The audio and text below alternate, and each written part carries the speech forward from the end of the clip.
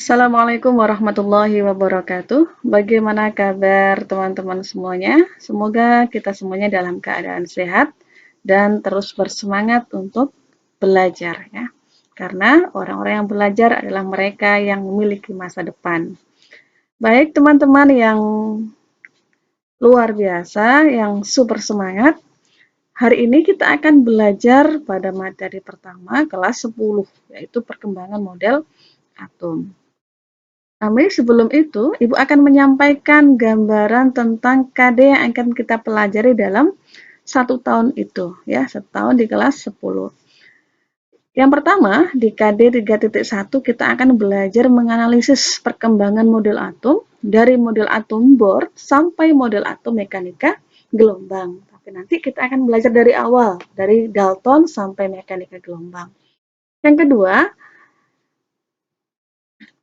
adalah menjelaskan tentang konfigurasi elektron dan pola konfigurasi elektron terluar untuk setiap golongan dalam tabel.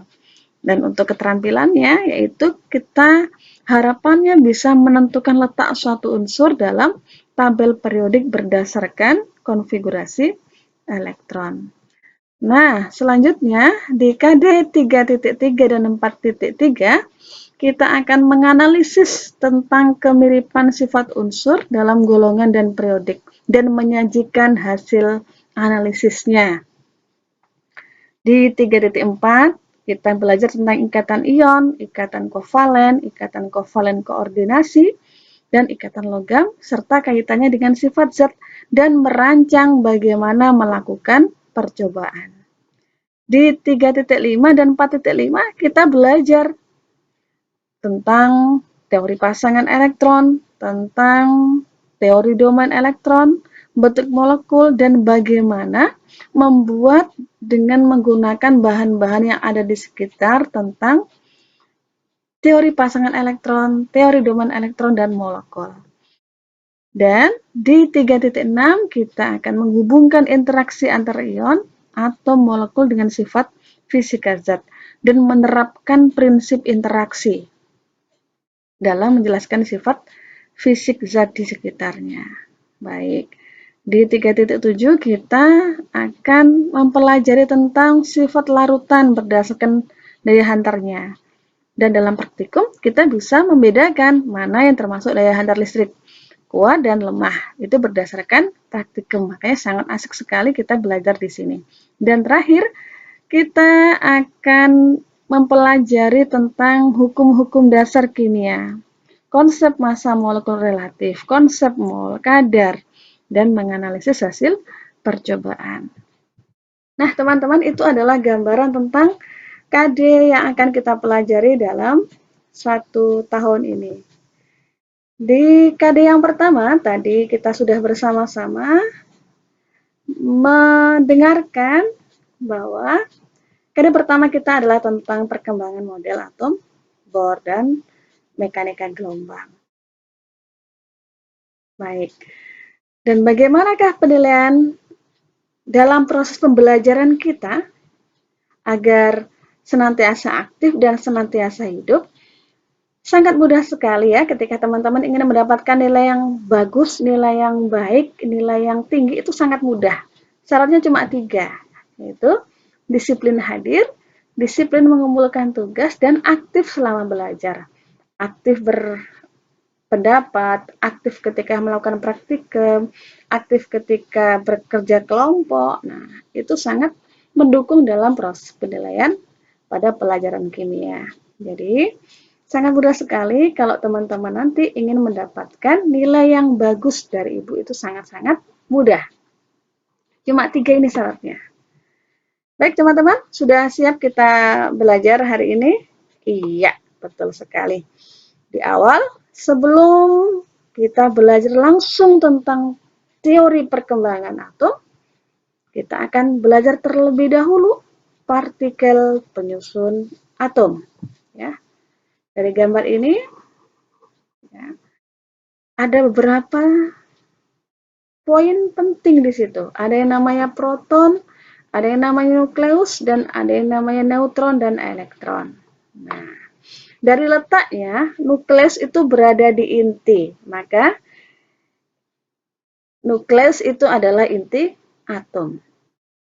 Kemudian, ada yang namanya istilahnya proton. Di situ ada tanda positif, bermuatan positif.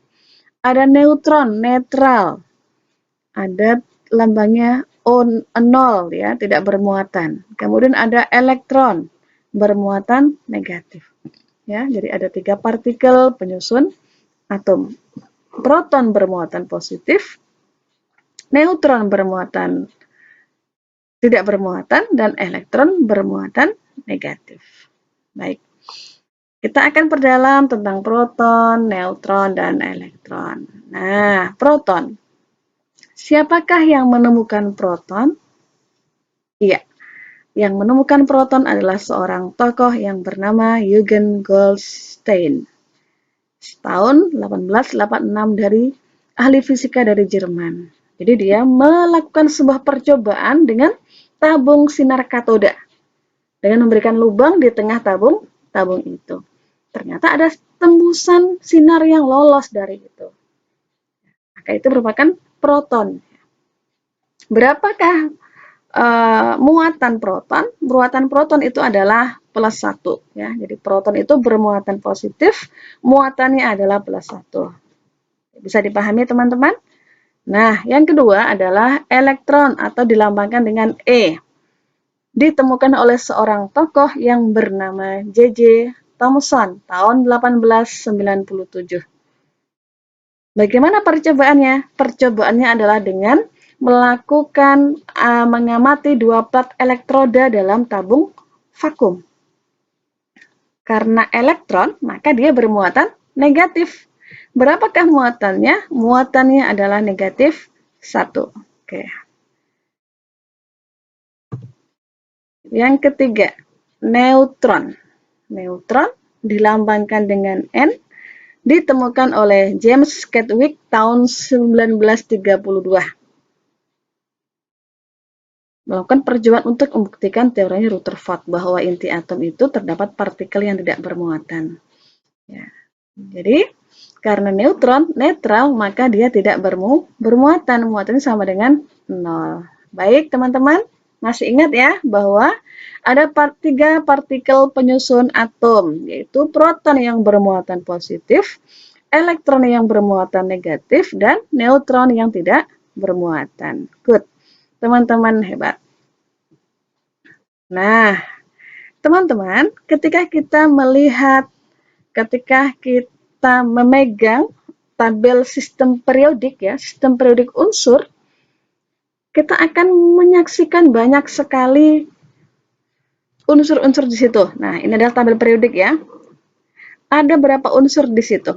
Nah, biasanya minimal dalam tabel sistem periodik itu pasti ada nomor atom dan nomor massa. Misalnya, penulisan lambang atom unsur itu menyertakan nomor atom dan nomor massa. X itu dilambangkan dengan lambang unsur. Ya, X itu lambang unsurnya misalnya karbon, hidrogen, oksigen, helium, itu adalah lambang unsur. Kemudian akan ada angka di atas atau biasanya di samping kiri samping kanan ya. Ada nomor massa dan nomor atom. Jadi Z nomor atom, A itu nomor massa. Jadi di sistem periodik kita akan temui ada 2 nomor atom dan nomor massa. Baik.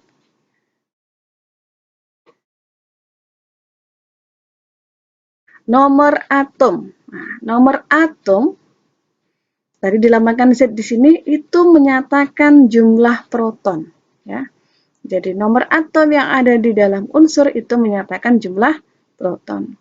Kemudian A, nomor massa itu adalah jumlah proton ditambah jumlah neutron.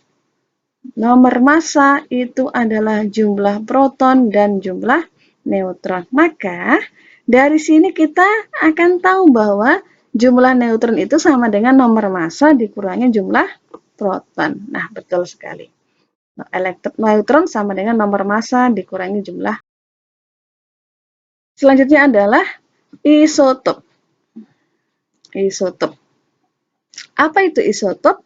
Nah, coba teman-teman perhatikan mana warna yang warna merah, warna hijau, dan warna biru.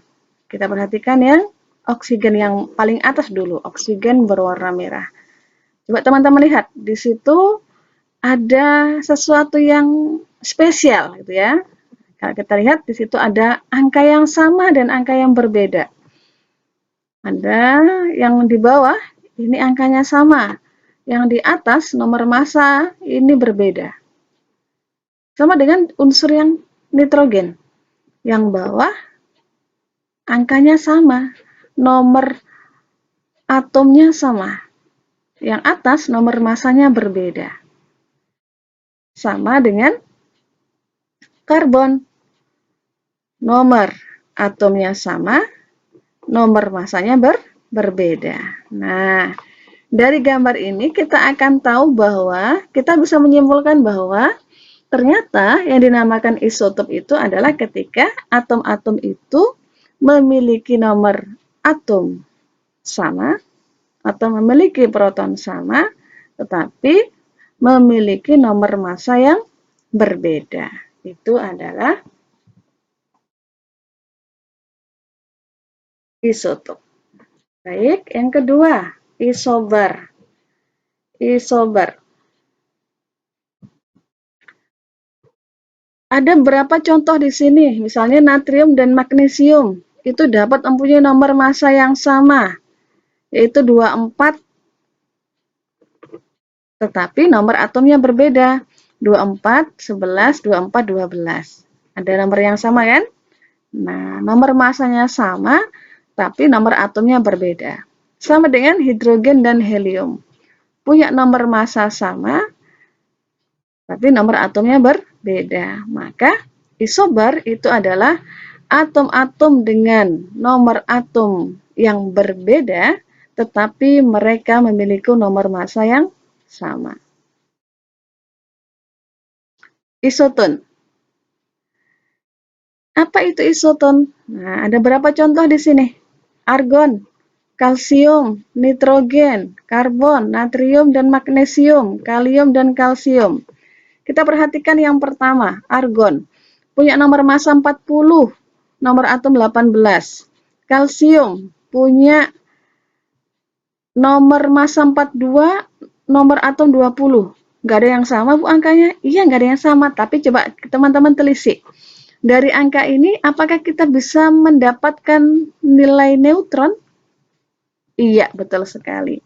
Dari 40 dan 18 kita bisa tahu bahwa neutronnya itu adalah 22. Kalsium juga sama. Dari nomor massa 42 dan nomor atom 20, kita akan dapati neutron berjumlah 22. Sama dengan nitrogen. 14 dan 7 kita dapati neutronnya 7. Karbon 13 dan 6 kita dapati neutronnya adalah 7. Maka yang dinamakan isoton itu adalah atom-atom dengan unsur berbeda tetapi jumlah neutronnya sama. Itu ya teman-teman ya. Jadi ada isotop, isobar, dan isoton. Kalau isotop tadi itu adalah yang protonnya sama tapi nomor massanya berbeda. Kalau isobar itu nomor atomnya berbeda, nomor massanya sama.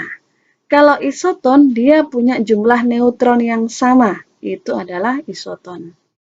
Saya yakin teman-teman sudah bisa memahami ini. Baik, kita lanjutkan. Nah, kita sampai ke perkembangan model atom. Nah, ternyata dalam perkembangannya ada beberapa tokoh yang menyampaikan idenya, menyampaikan gagasannya tentang perkembangan model atom. Nah, siapakah tokoh yang pertama itu?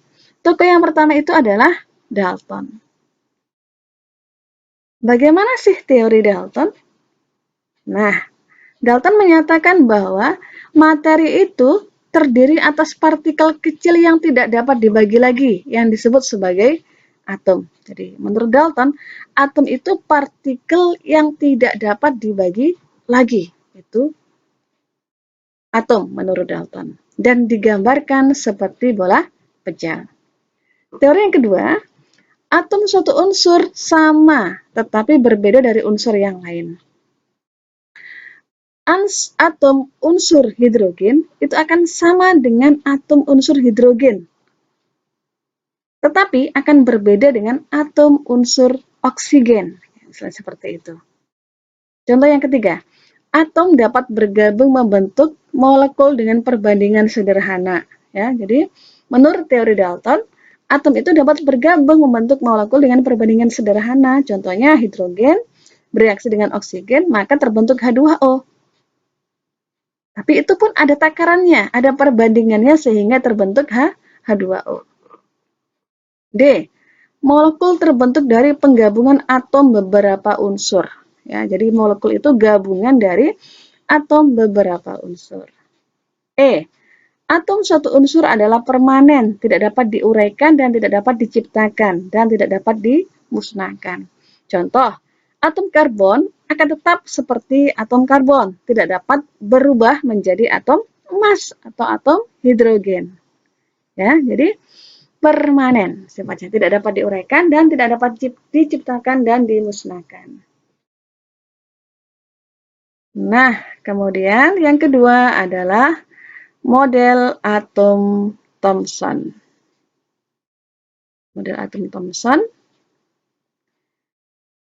Siapakah penemu model atom Thomson? Iya, betul. Jadi, yang menemukan model atom Thomson itu adalah J.J. Thomson, tokoh yang telah menemukan elektron.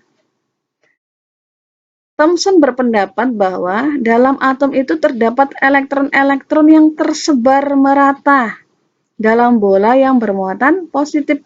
Jadi ada bola bermuatan positif, kemudian terdapat elektron yang tersebar merata di dalamnya. Nah, itu teorinya Thomson. Karena bentuknya seperti roti kismis, ya, seperti roti kemudian ada bulatan-bulatan toppingnya, maka seringkali disebut seperti roti kismis. Ya. Teorinya Thomson. Yang ketiga, model atom Rutherford. Tokohnya adalah Ernest Rutherford. Atom terdiri dari inti bermuatan positif yang berada dalam pusat, kemudian dikelilingi oleh elektron yang bermuatan negatif, seperti planet mengitari matahari. Tetapi ternyata dalam perkembangannya, model atom Rutherford menimbulkan perdebatan. Karena menurut teori, ketika ada suatu partikel yang itu muatannya berbeda, maka akan saling tarik-menarik.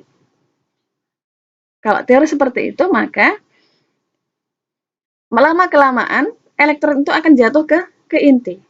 Nah, karena ada kelemahan, maka muncullah teori Bohr. Nah, ini adalah teori Niels Bohr.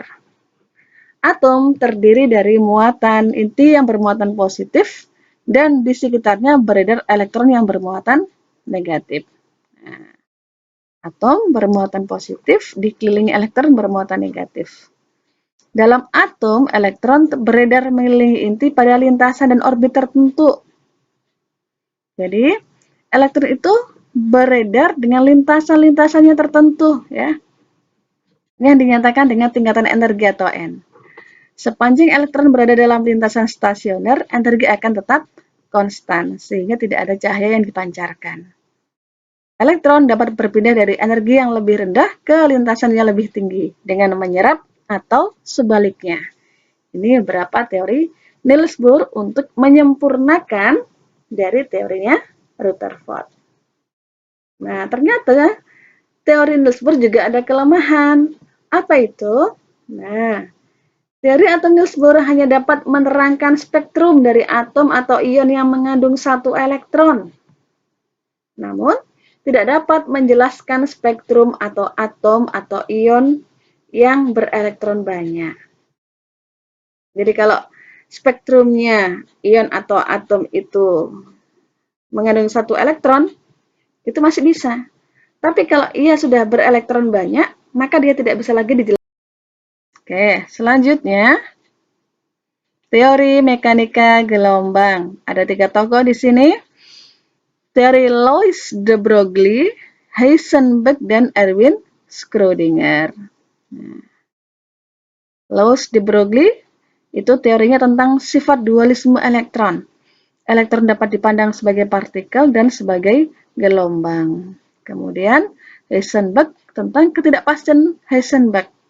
Jadi tidak mungkin menemukan kecepatan sekaligus posisi elektron dalam ruang yang pasti. Jadi nggak mungkin kita itu menemukan elektron dalam tempat yang pasti, itu nggak mungkin. Yang mungkin itu adalah kebolehjadian kemungkinan ditemukannya elektron. Itu tentang prinsip ketidakpastian Heisenberg. Yang terakhir, tokohnya Erwin Schrödinger yang merumuskan persamaan gelombang, kemudian juga memperhitungkan dualisme sebagai partikel. Nah, model atom yang menggunakan persamaan gelombang inilah yang disebut sebagai model atom modern atau teori atom mekanika kuantum yang kita kenal sekarang. Nah, jadi model atom modern itu adalah elektron-elektron dalam atom mengelilingi inti atom pada tingkat energi tertentu. Nah, orbital itu adalah daerah dengan peluang terbesar ditemukannya suatu elektron. Jadi orbital, daerah dengan peluang terbesar ditemukannya elektron. Itu adalah teori atom modern. Nah, demikian tadi penjelasan materi tentang perkembangan model atom dari Dalton sampai model atom modern.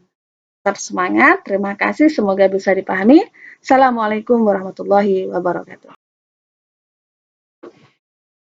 Assalamualaikum warahmatullahi wabarakatuh. Bagaimana kabar teman-teman semuanya? Semoga kita semuanya dalam keadaan sehat dan terus bersemangat untuk belajar ya. Karena orang-orang yang belajar adalah mereka yang memiliki masa depan. Baik teman-teman yang luar biasa, yang super semangat. Hari ini kita akan belajar pada materi pertama kelas 10, yaitu perkembangan model atom. Namun sebelum itu, Ibu akan menyampaikan gambaran tentang KD yang akan kita pelajari dalam 1 tahun itu, ya, 1 tahun di kelas 10. Yang pertama, di KD 3.1 kita akan belajar menganalisis perkembangan model atom dari model atom Bohr sampai model atom mekanika gelombang. Tapi nanti kita akan belajar dari awal, dari Dalton sampai mekanika gelombang. Yang kedua adalah menjelaskan tentang konfigurasi elektron dan pola konfigurasi elektron terluar untuk setiap golongan dalam tabel. Dan untuk keterampilannya, yaitu kita harapannya bisa menentukan letak suatu unsur dalam tabel periodik berdasarkan konfigurasi elektron. Nah, selanjutnya di KD 3.3 dan 4.3 kita akan menganalisis tentang kemiripan sifat unsur dalam golongan dan periodik dan menyajikan hasil analisisnya. Di 3.4 kita belajar tentang ikatan ion, ikatan kovalen koordinasi, dan ikatan logam, serta kaitannya dengan sifat zat dan merancang bagaimana melakukan percobaan. Di 3.5 dan 4.5 kita belajar tentang teori pasangan elektron, tentang teori domain elektron, bentuk molekul, dan bagaimana membuat dengan menggunakan bahan-bahan yang ada di sekitar tentang teori pasangan elektron, teori domain elektron, dan molekul. Dan di 3.6 kita akan menghubungkan interaksi antar ion atau molekul dengan sifat fisika zat dan menerapkan prinsip interaksi dalam menjelaskan sifat fisik zat di sekitarnya. Baik, di 3.7 kita akan mempelajari tentang sifat larutan berdasarkan daya hantarnya. Dan dalam praktikum kita bisa membedakan mana yang termasuk daya hantar listrik kuat dan lemah. Itu berdasarkan praktikum, makanya sangat asik sekali kita belajar di sini. Dan terakhir, kita akan mempelajari tentang hukum-hukum dasar kimia, konsep massa molekul relatif, konsep mol, kadar, dan menganalisis hasil percobaan. Nah, teman-teman, itu adalah gambaran tentang KD yang akan kita pelajari dalam 1 tahun ini. Di KD yang pertama, tadi kita sudah bersama-sama mendengarkan bahwa KD pertama kita adalah tentang perkembangan model atom, Bohr, dan mekanika gelombang. Baik, dan bagaimanakah penilaian dalam proses pembelajaran kita agar senantiasa aktif dan senantiasa hidup? Sangat mudah sekali ya ketika teman-teman ingin mendapatkan nilai yang bagus, nilai yang baik, nilai yang tinggi itu sangat mudah. Syaratnya cuma 3, yaitu disiplin hadir, disiplin mengumpulkan tugas, dan aktif selama belajar. Aktif berpendapat, aktif ketika melakukan praktikum, aktif ketika bekerja kelompok. Nah, itu sangat mendukung dalam proses penilaian pada pelajaran kimia. Jadi, sangat mudah sekali kalau teman-teman nanti ingin mendapatkan nilai yang bagus dari Ibu, itu sangat-sangat mudah. Cuma 3 ini syaratnya. Baik teman-teman, sudah siap kita belajar hari ini? Iya, betul sekali. Di awal, sebelum kita belajar langsung tentang teori perkembangan atom, kita akan belajar terlebih dahulu partikel penyusun atom. Ya. Dari gambar ini, ya, ada beberapa poin penting di situ. Ada yang namanya proton, ada yang namanya nukleus, dan ada yang namanya neutron dan elektron. Nah, dari letaknya, nukleus itu berada di inti, maka nukleus itu adalah inti atom. Kemudian, ada yang namanya istilahnya proton. Di situ ada tanda positif, bermuatan positif. Ada neutron, netral. Ada lambangnya O0 ya, tidak bermuatan. Kemudian ada elektron, bermuatan negatif. Ya, jadi ada 3 partikel penyusun atom. Proton bermuatan positif, neutron bermuatan tidak bermuatan, dan elektron bermuatan negatif. Baik, kita akan perdalam tentang proton, neutron, dan elektron. Nah, proton. Siapakah yang menemukan proton?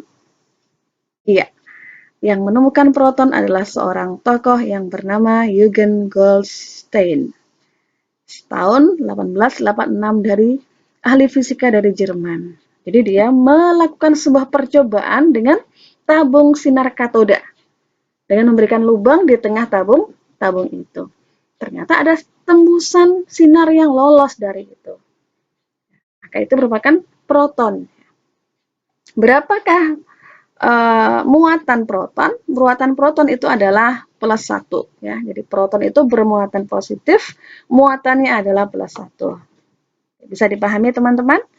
Nah, yang kedua adalah elektron atau dilambangkan dengan E. Ditemukan oleh seorang tokoh yang bernama J.J. Thomson tahun 1897. Bagaimana percobaannya? Percobaannya adalah dengan melakukan mengamati 2 plat elektroda dalam tabung vakum. Karena elektron, maka dia bermuatan negatif. Berapakah muatannya? Muatannya adalah negatif 1. Oke. Yang ketiga, neutron. Neutron dilambangkan dengan N, ditemukan oleh James Chadwick tahun 1932. Melakukan percobaan untuk membuktikan teorinya Rutherford bahwa inti atom itu terdapat partikel yang tidak bermuatan. Ya. Jadi, karena neutron netral, maka dia tidak bermuatan. Muatannya sama dengan 0. Baik, teman-teman. Masih ingat ya bahwa ada 3 partikel penyusun atom, yaitu proton yang bermuatan positif, elektron yang bermuatan negatif, dan neutron yang tidak bermuatan. Good. Teman-teman hebat. Nah, Teman-teman, ketika kita memegang tabel sistem periodik ya, sistem periodik unsur, kita akan menyaksikan banyak sekali unsur-unsur di situ. Nah, ini adalah tabel periodik ya. Ada berapa unsur di situ. Nah, biasanya minimal dalam tabel sistem periodik itu pasti ada nomor atom dan nomor massa. Misalnya, penulisan lambang atom unsur itu menyertakan nomor atom dan nomor massa. X itu dilambangkan dengan lambang unsur. Ya, X itu lambang unsurnya misalnya karbon, hidrogen, oksigen, helium, itu adalah lambang unsur. Kemudian akan ada angka di atas atau biasanya di samping kiri samping kanan ya. Ada nomor massa dan nomor atom. Jadi Z nomor atom, A itu nomor massa. Jadi di sistem periodik kita akan temui ada dua nomor atom dan nomor massa. Baik.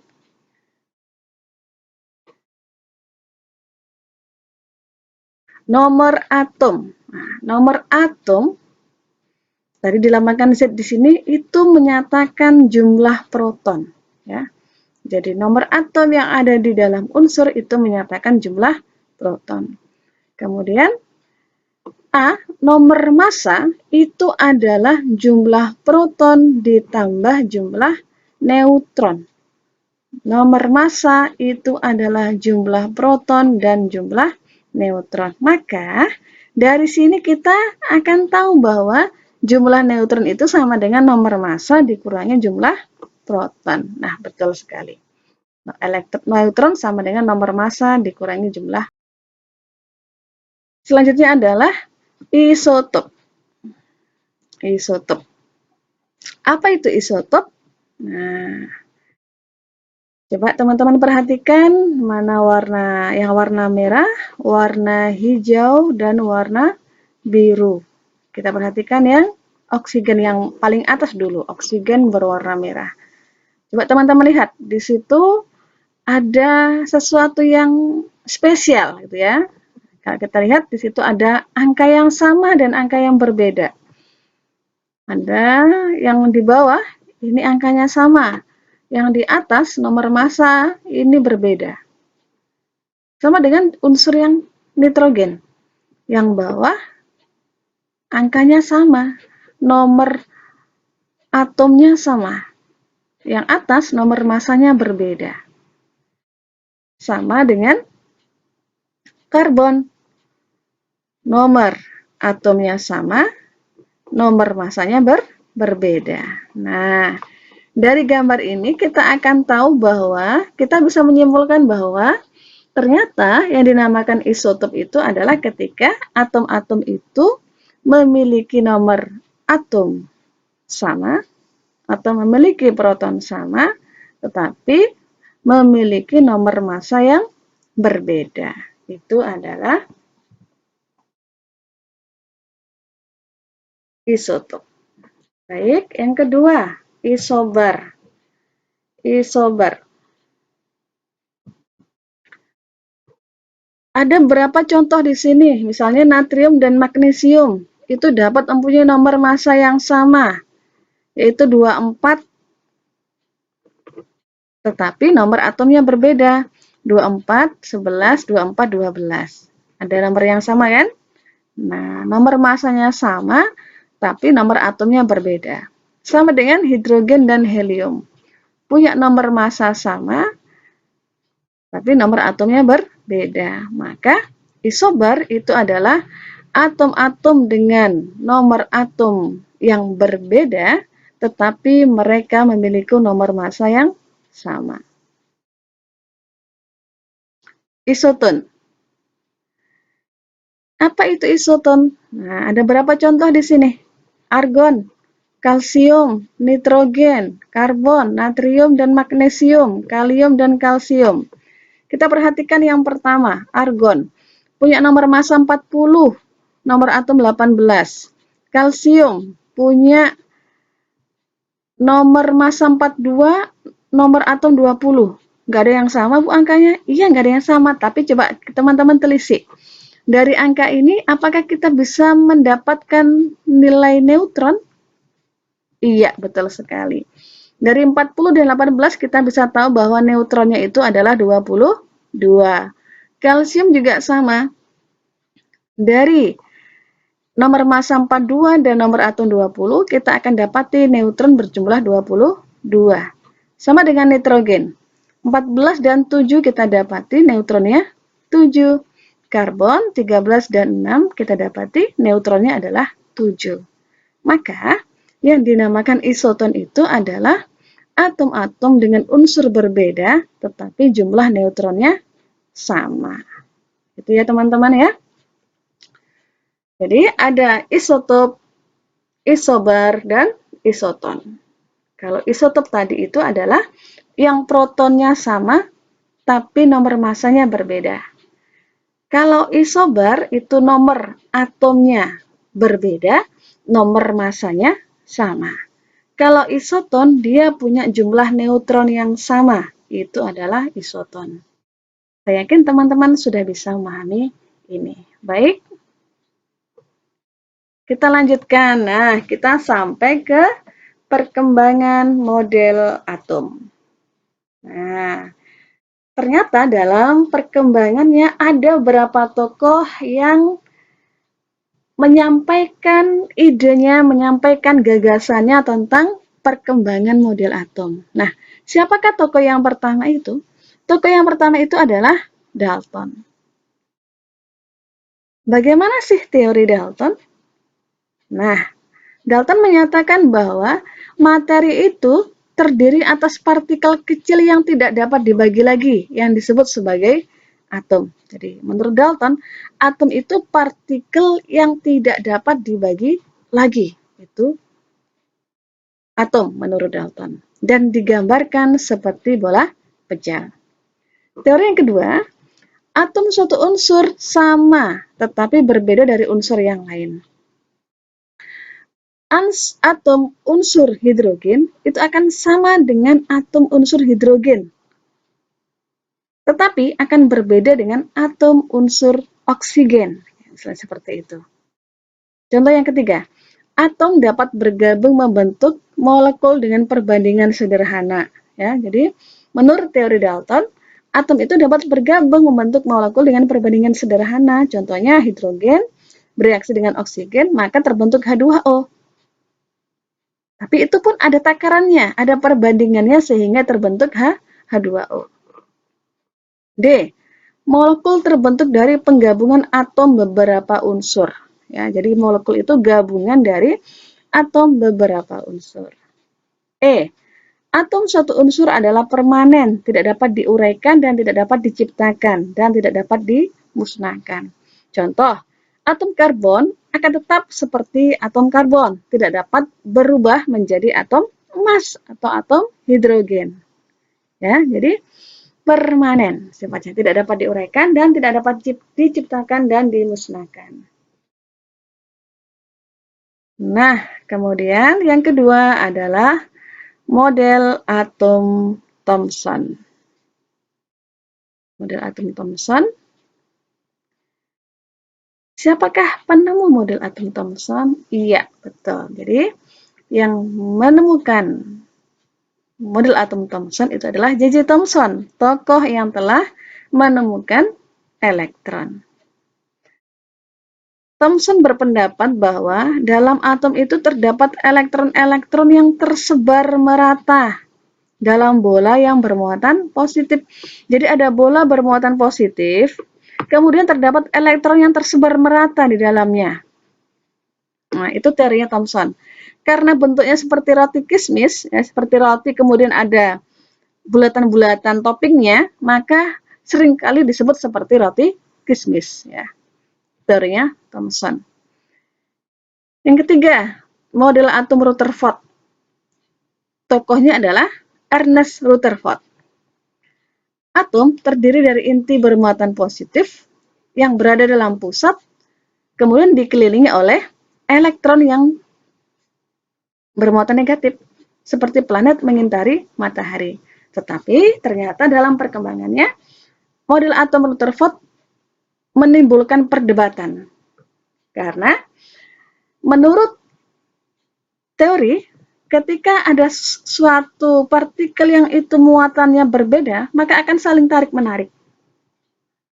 Kalau teori seperti itu, maka lama-kelamaan elektron itu akan jatuh ke inti. Nah, karena ada kelemahan, maka muncullah teori Bohr. Nah, ini adalah teori Niels Bohr. Atom terdiri dari muatan inti yang bermuatan positif dan di sekitarnya beredar elektron yang bermuatan negatif. Nah, atom bermuatan positif dikelilingi elektron bermuatan negatif. Dalam atom, elektron beredar mengelilingi inti pada lintasan dan orbit tertentu. Jadi, elektron itu beredar dengan lintasan-lintasannya tertentu, ya, yang dinyatakan dengan tingkatan energi atau N. Sepanjang elektron berada dalam lintasan stasioner, energi akan tetap konstan, sehingga tidak ada cahaya yang dipancarkan. Elektron dapat berpindah dari energi yang lebih rendah ke lintasan yang lebih tinggi, dengan menyerap atau sebaliknya. Ini beberapa teori Niels Bohr untuk menyempurnakan dari teorinya Rutherford. Nah, ternyata teori Niels Bohr juga ada kelemahan. Apa itu? Nah, teori atom Niels Bohr hanya dapat menerangkan spektrum dari atom atau ion yang mengandung satu elektron. Namun, tidak dapat menjelaskan spektrum atau atom atau ion yang berelektron banyak. Jadi kalau spektrumnya ion atau atom itu mengandung satu elektron, itu masih bisa. Tapi kalau ia sudah berelektron banyak, maka dia tidak bisa lagi dijelaskan. Oke, selanjutnya teori mekanika gelombang. Ada 3 tokoh di sini. Teori Louis de Broglie, Heisenberg, dan Erwin Schrödinger. Louis de Broglie itu teorinya tentang sifat dualisme elektron.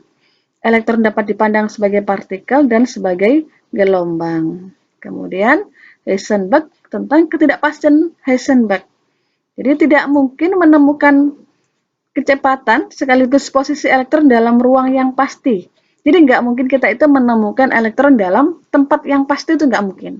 Yang mungkin itu adalah kebolehjadian kemungkinan ditemukannya elektron. Itu tentang prinsip ketidakpastian Heisenberg. Yang terakhir, tokohnya Erwin Schrödinger yang merumuskan persamaan gelombang, kemudian juga memperhitungkan dualisme sebagai partikel. Nah, model atom yang menggunakan persamaan gelombang inilah yang disebut sebagai model atom modern atau teori atom mekanika kuantum yang kita kenal sekarang.